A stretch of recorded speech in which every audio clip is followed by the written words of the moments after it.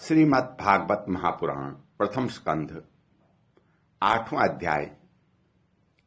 इस अध्याय में आप सुनेंगे गर्भ में परीक्षित की रक्षा, कुंती के द्वारा भगवान की स्तुति और युधिष्ठिर का शोक। सूची कहते हैं, इसके बाद पांडव श्री कृष्ण के साथ जलांजलि के लिए इच्छुक मरे हुए स्वजनों का तर्पण करने के लिए स्त्रियों को आगे करके गंगा तट पर गए। वहां उन सब ने मृत बंधुओं को जलदान दिया और उनके गुणों का स्मरण करके बहुत विलाप किया। तदनंतर भगवान के चरण कमलों की धूलि से पवित्र गंगाजल में पुनः स्नान किया।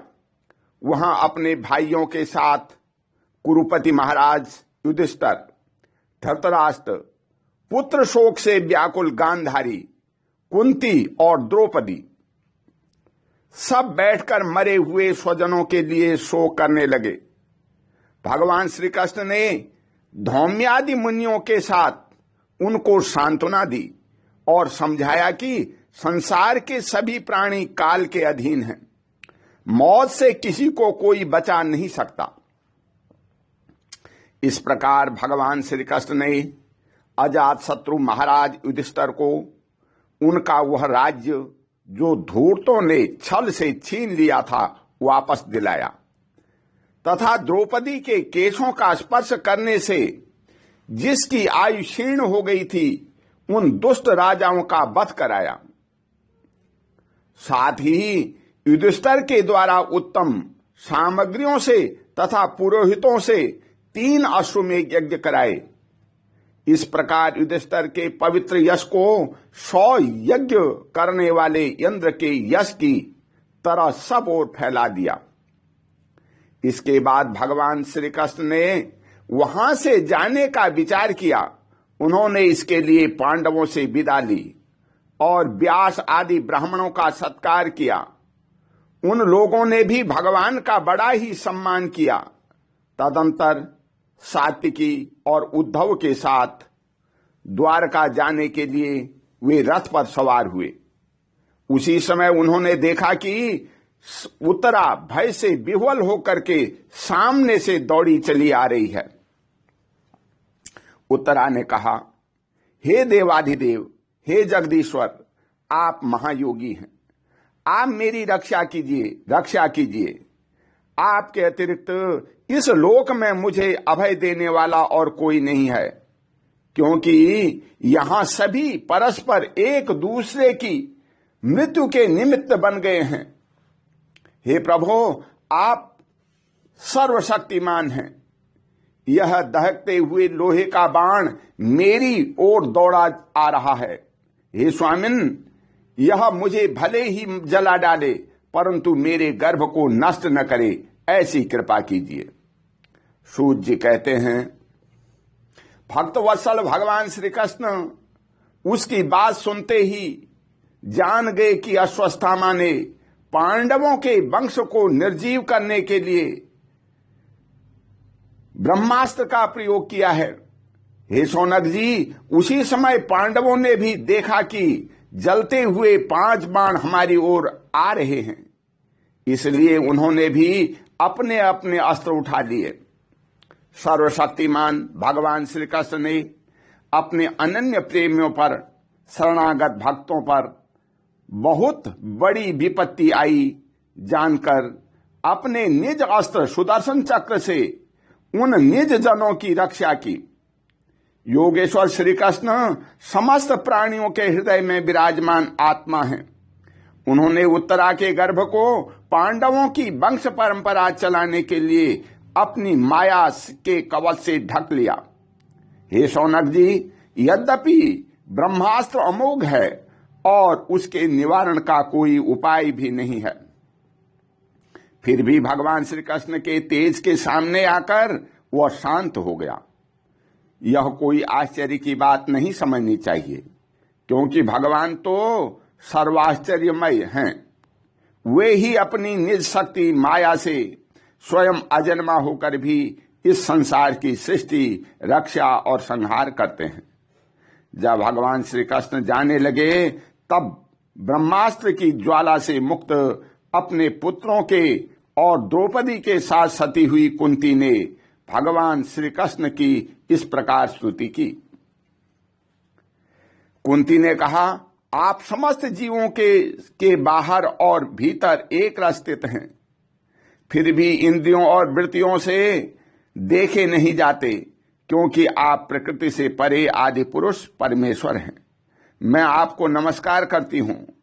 इंद्रियों से जो कुछ जाना जाता है उसकी तह में आप विद्यमान रहते हैं और अपनी ही माया के पर्दे से अपने को ढके रहते हैं।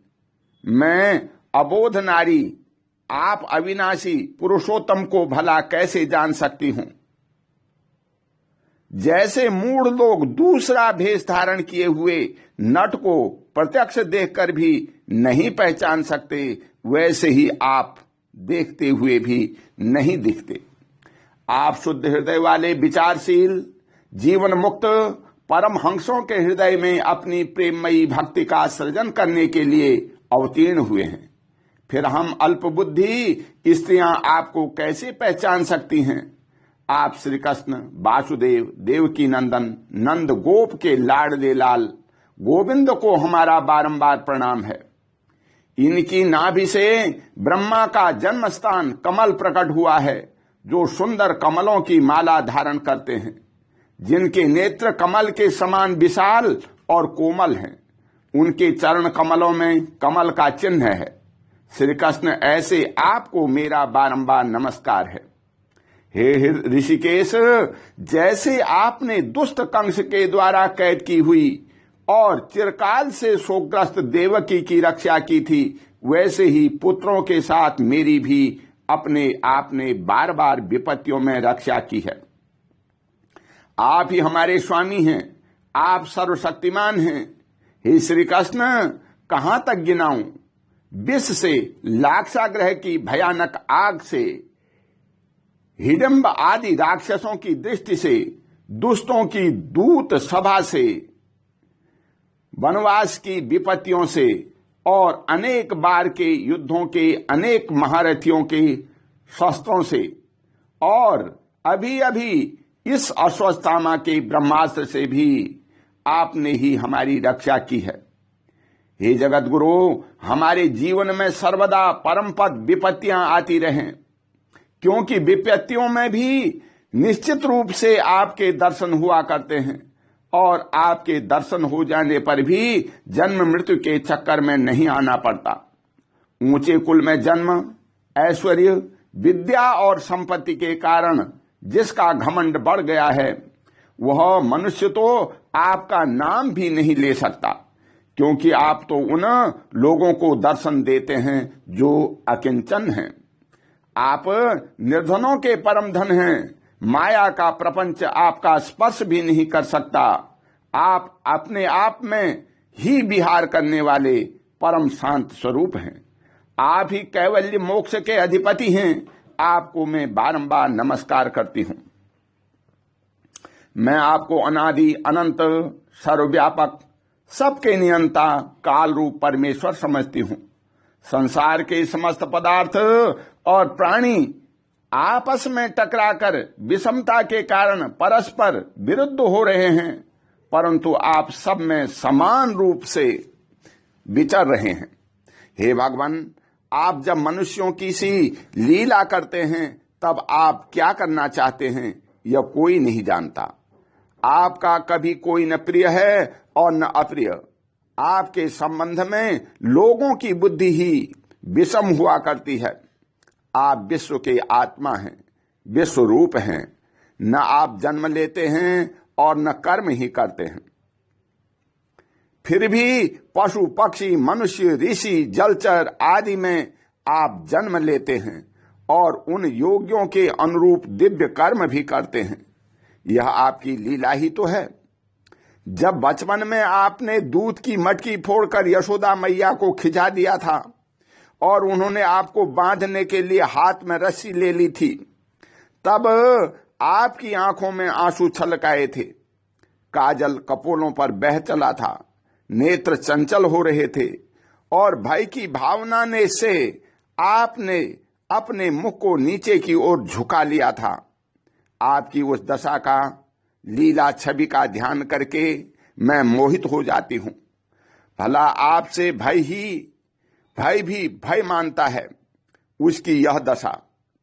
आपने अजन्मा होकर भी जन्म क्यों लिया है, इसका कारण बतलाते हुए कोई महापुरुष यों कहते हैं कि जैसे मलयाचल की कीर्ति का विस्तार करने के लिए उसमें चंदन प्रकट होता है, वैसे ही अपने प्रिय भक्त पूर्ण श्लोक राजा यदु की कीर्ति का विस्तार करने के लिए ही आपने उनके वंश में अवतार ग्रहण किया है। दूसरे लोग यों कहते हैं कि वासुदेव और देवकी ने पूर्व जन्म में सुतपा और प्रश्न के रूप में आपसे यही वरदान प्राप्त किया था, इसलिए आप अजन्मा होते हुए भी जगत के कल्याण और दैत्यों के नाश के लिए उनके पुत्र बने हैं। कुछ और लोग यों कहते हैं कि यह पृथ्वी दैत्यों के अत्यंत भार से समुद्र में डूबते हुए जहाज की तरह डगमगा रही थी, पीड़ित हो रही थी। तब ब्रह्मा जी की प्रार्थना से उसका भार उतारने के लिए ही आप प्रकट हुए। कोई महापुरुष यों कहते हैं कि जो लोग इस संसार में अज्ञान, कामना और कर्मों के बंधन में जकड़े हुए पीड़ित हो रहे हैं, उन लोगों के लिए श्रवण और स्मरण करने योग्य लीला करने के विचार से ही आपने अवतार ग्रहण किया है। भक्तजन बार बार आपके चरित्र का श्रवण, गान, कीर्तन एवं स्मरण करके आनंदित होते रहते हैं। वही अविलंब आपके उस चरण कमल का दर्शन कर पाते हैं जो जन्म मृत्यु के प्रवाह को सदा के लिए रोक देता है। भगत वांछा कल्पतरु, हे प्रभु, क्या अब आप अपने आश्रित और संबंधी हम लोगों को छोड़कर जाना चाहते हैं? आप जानते हैं कि आपके चरण कमलों के अतिरिक्त हमें और किसी का सहारा नहीं है। पृथ्वी के राजाओं के तो हम यों ही विरोधी हो गए हैं। जैसे जीव के बिना इंद्रियां शक्तिहीन हो जाती हैं, वैसे ही आपके दर्शन बिना यदुवंशियों के और हमारे पुत्र पांडवों के नाम तथा रूप का अस्तित्व ही रह गया है। हे गदाधर, आपके विलक्षण चरण चिन्हों से चिन्हित यह कुरुजांगल देश की भूमि आज जैसी शोभायमान हो रही है, वैसी आपके चले जाने के बाद न रहेगी। आपकी दृष्टि के प्रभाव से ही यह देश पकी हुई फसल तथा लता वृक्षों से समृद्ध हो रहा है। ये वन, पर्वत, नदी और समुद्र भी आपकी दृष्टि से ही वृद्धि को प्राप्त हो रहे हैं। आप विश्व के स्वामी हैं, विश्व के आत्मा हैं और विश्व रूप हैं। यदुवंशियों और पांडवों में मेरी बड़ी ममता हो रही है। आप कृपा करके स्वजनों के साथ जोड़े हुए इस स्नेह की दृढ़ फांसी को काट दीजिए। हे श्री कृष्ण, जैसे गंगा की अखंड धारा समुद्र में गिरती रहती है, वैसे ही मेरी बुद्धि किसी दूसरी ओर न जाकर आपसे ही निरंतर प्रेम करती रहे। हे श्री कृष्ण, अर्जुन के प्यारे सखा यदुवंशी शिरोमणे, आप पृथ्वी के भार रूप राजवेशधारी दैत्यों को जलाने के लिए अग्नि स्वरूप हैं। आपकी शक्ति अनंत है। हे गोविंद, आपका यह अवतार गौ, ब्राह्मण और देवताओं का दुख मिटाने के लिए ही है। हे योगेश्वर, चराचर के गुरु भगवान, मैं आपको नमस्कार करती हूं। सूत जी कहते हैं, इस प्रकार कुंती ने बड़े मधुर शब्दों में भगवान की अधिकांश लीलाओं का वर्णन किया। यह सब सुनकर भगवान श्री कृष्ण अपनी माया से उसे मोहित करते हुए से मंद मंद मुस्कुराने लगे। उन्होंने कुंती से कह दिया, अच्छा ठीक है, और रथ के स्थान से वे हस्तिनापुर लौट आए। वहां कुंती और सुभद्रा आदि देवियों से विदा लेकर के जब वे जाने लगे, तब राजा युधिष्ठिर ने बड़े प्रेम से उन्हें रोक लिया। राजा युधिष्ठिर को अपने भाई बंधुओं के मारे जाने का बड़ा शोक हो रहा था। भगवान की लीला का मर्म जानने वाले व्यास आदि महर्षियों ने और स्वयं अद्भुत चरित्र करने वाले भगवान श्री कृष्ण ने भी अनेकों इतिहास कह करके उन्हें समझाने की बहुत चेष्टा की, परंतु उन्हें सांत्वना न मिली, उनका शोक न मिटा। शौनक आदि हे ऋषियों, धर्मपुत्र राजा युधिष्ठिर को अपने स्वजनों के वध से बड़ी चिंता हुई। वे अविवेक युक्त चित्त से स्नेह और मोह के वश में होकर कहने लगे, भला मुझ दुरात्मा के हृदय में बद्ध मूल हुए इस अज्ञान को तो देखो। मैंने सियार कुत्तों के आहार इस अनात्मा शरीर के लिए अनेक अक्षोहिणी सेना का नाश कर डाला। मैंने बालक, ब्राह्मण, संबंधी, मित्र, चाचा, ताऊ, भाई, बंधु और गुरुजनों से द्रोह किया है। करोड़ों वर्षों में भी नरक से मेरा छुटकारा नहीं हो सकता।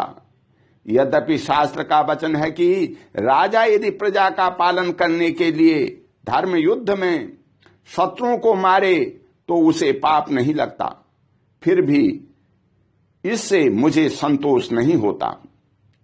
स्त्रियों के पति और भाई बंधुओं को मारने से उनका मेरे द्वारा यहां जो अपराध हुआ है उसका मैं गृहस्थोचित यज्ञ यागादिकों के द्वारा मार्जन करने में समर्थ नहीं हूं। जैसे कीचड़ से गंदला जल स्वच्छ नहीं किया जा सकता, मदिरा से मदिरा की अपवित्रता नहीं मिटाई जा सकती, वैसे ही बहुत से हिंसा बहुल यज्ञों के द्वारा एक भी प्राणी की हत्या का प्रायश्चित नहीं किया जा सकता। ओम शांति। बोलो श्री कृष्ण भगवान की जय।